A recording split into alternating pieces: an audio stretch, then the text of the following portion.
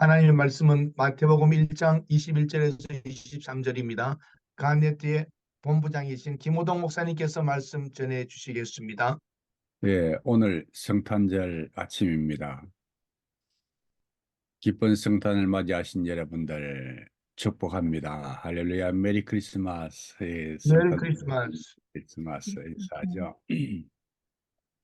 성탄절 하면은 옛날 성탄절의 그 맛이 자꾸 떠오르고 그래요.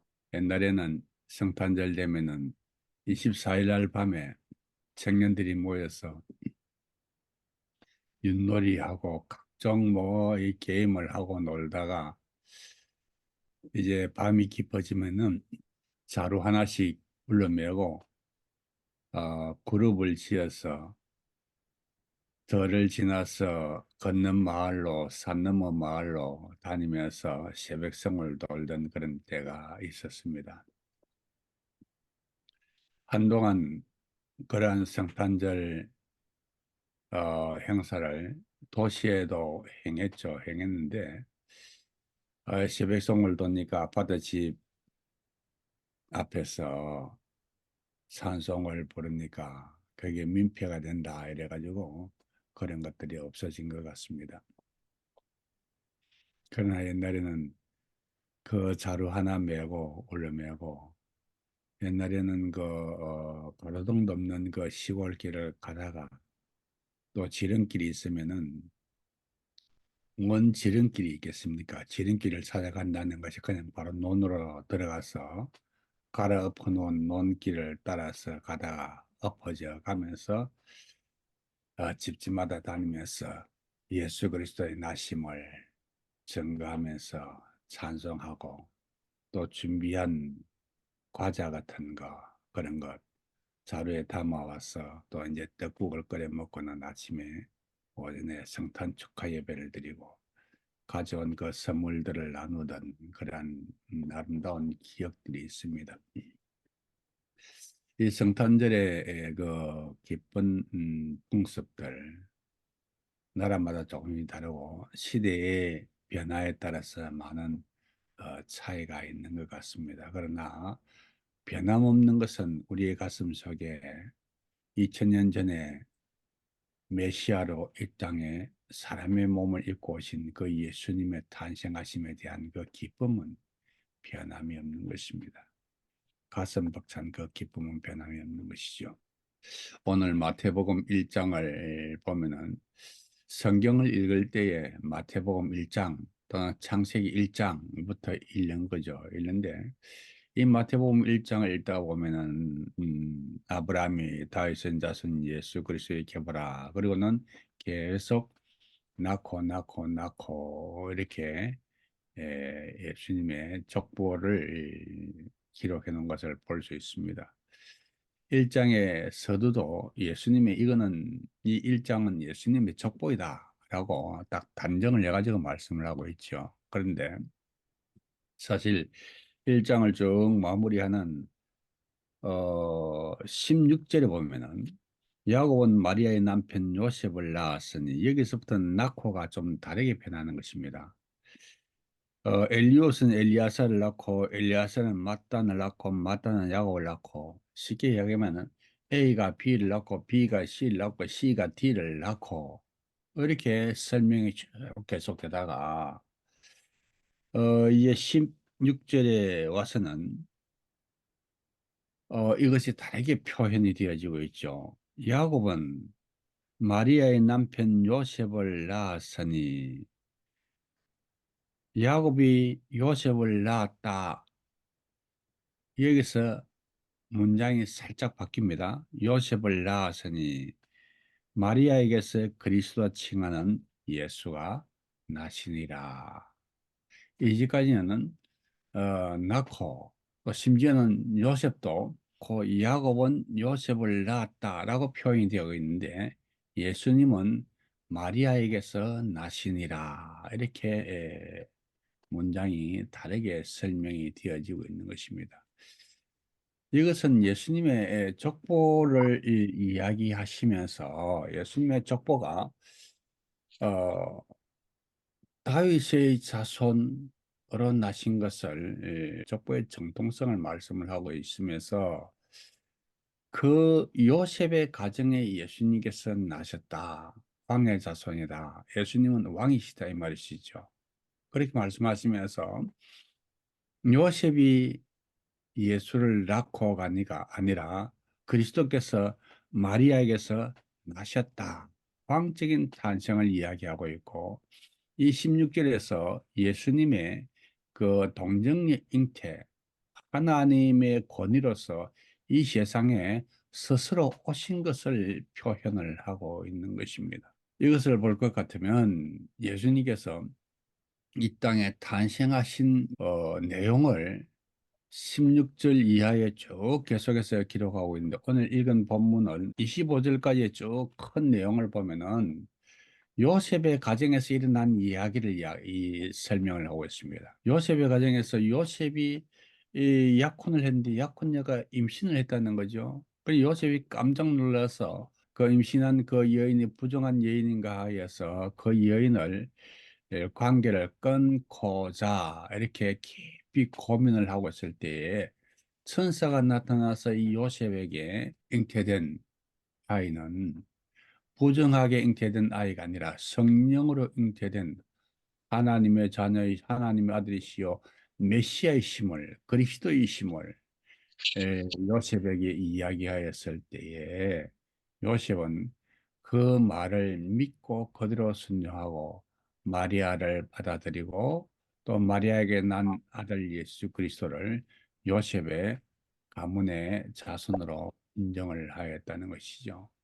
이 성경의 말씀을 보면은 예수님의 족보에 대하여 쭉 이야기하시다가 예수님은 왕으로서 그리스도로서 하나님으로서 사람의 몸을 입고 동정녀 탄생의 형태를 빌려서 이 땅에 오셨다는 사실을 분명히 우리에게 말씀을 하고 있는 것입니다.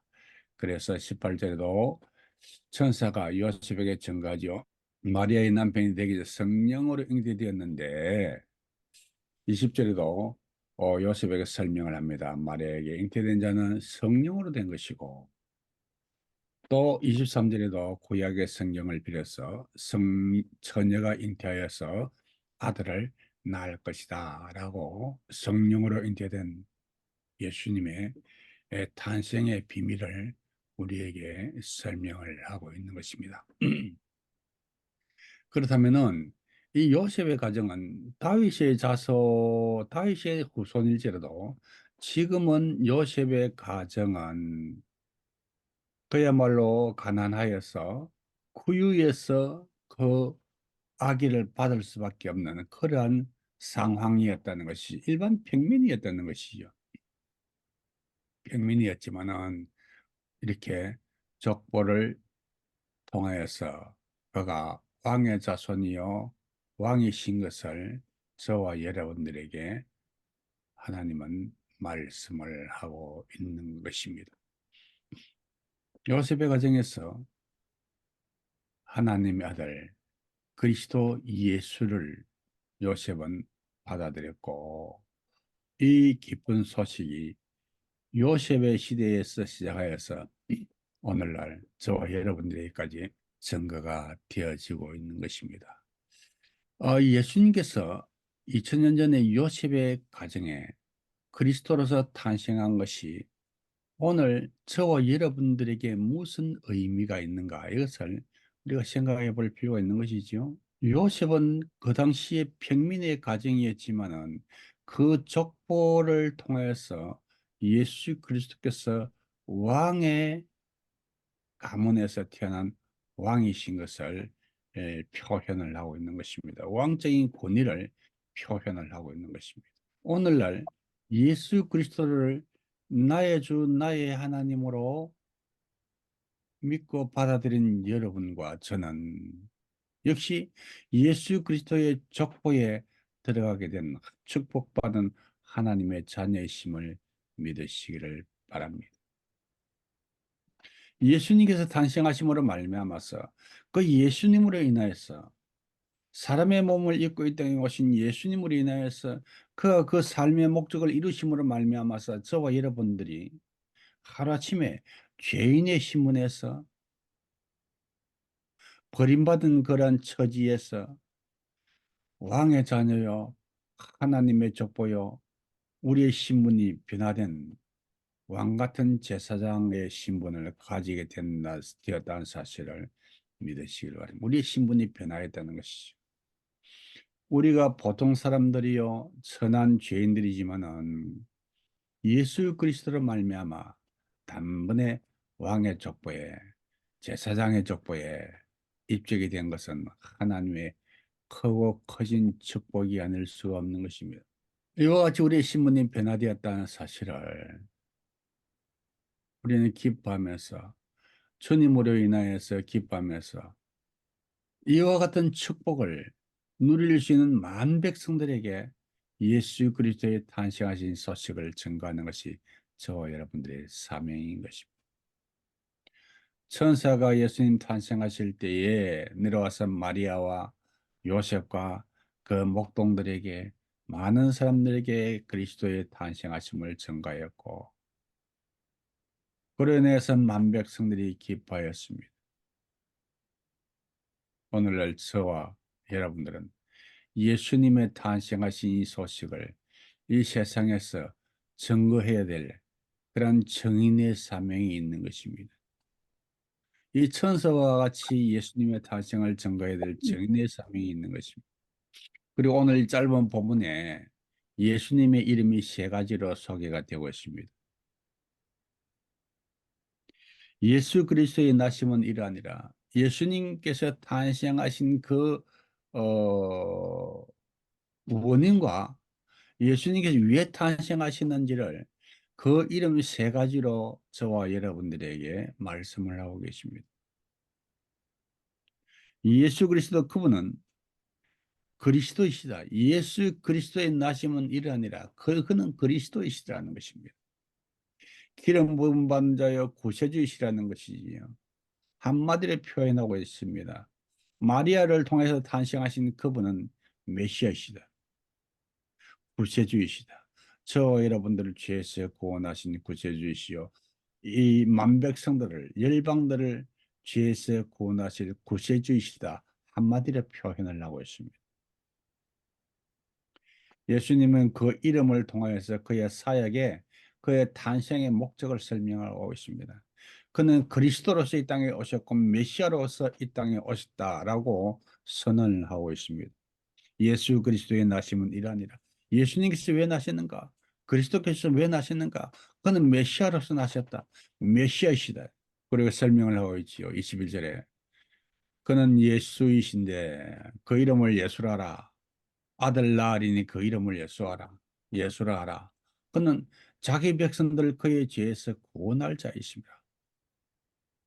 그 백성들을 죄에서 구원하실 분이시라는 것을 예수라는 이름을 통해서 저와 여러분들에게 말씀을 하고 있습니다. 우리가 예수님의 이름을 부를 때에 나를 죄인에서 구원하신 그분이시지요. 그냥 예수라는 이름을 부를 때에, 예수라는 이름을 우리의 입술로 거명할 때에 그러한 개념이 있어야 될 것이 아니겠습니까? 예수님, 나를 죄에서 구원하신 분이시잖아요. 그런 감정이, 그런 감사와 그런 감격이 우리의 가슴 속에서 일어나야 될 줄로 믿으시기 바랍니다.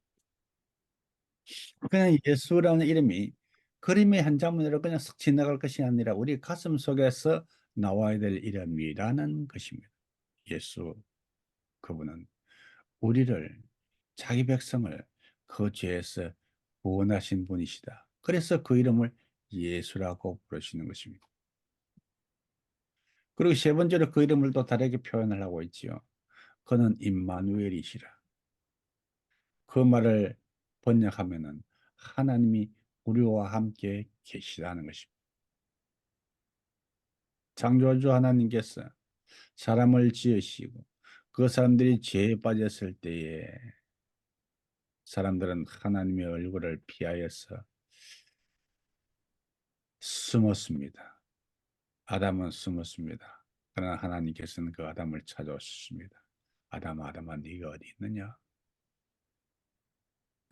죄인을 찾아오신 그 하나님, 그 하나님께서는 구약 시대에는 사람들의 개념 속에 계셨지만은 신약 시대에 예수님께서 사람의 몸을 입고 이 땅에 오셔서 저와 여러분들과 함께 하시기 위하여서 예수님은 사람의 몸을 입고 임마누엘로 오셨다는 사실을 믿으시기를 바랍니다.